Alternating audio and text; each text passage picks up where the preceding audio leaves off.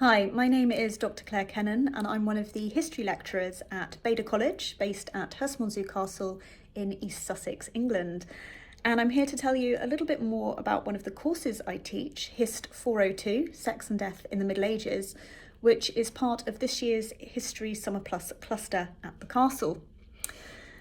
So the reason that I've chosen to explore this topic with students is really so that we can understand these two interrelated drives, which are to avoid death and to reproduce, which many thinkers of the 20th and 21st century have argued are intrinsically linked. So what I want to know and what I want students to find out is, how does this play out in the past? It's often said that the past is a foreign country and they do things differently there. Well, perhaps, no type of doing is more fascinating than sexual desires and behaviours, particularly in an era that we often associate with either swooning ladies and love-struck knights on the one hand, or base, violent medieval desires on the other. And while sex in the Middle Ages may or may not have been carried out behind closed doors, as we will find out, death is very much at the centre of everyday medieval life. With high rates of infant mortality, disease, famine, the constant presence of war, and of course the inability of medicine to deal with some very basic illnesses and injuries, death was a brutal part of most people's everyday experience.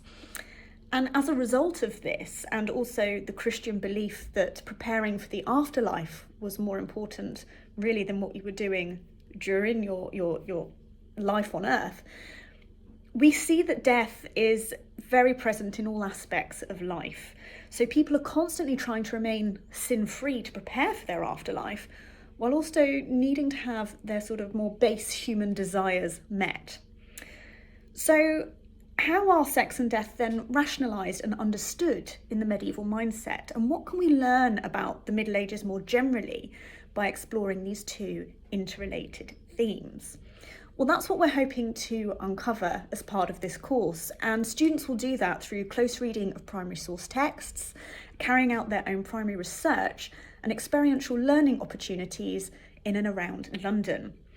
And we will explore the two themes from a number of different viewpoints. So we will look at medieval religious understandings of sex and death, how these two themes are understood in a legal context, in literature and in art.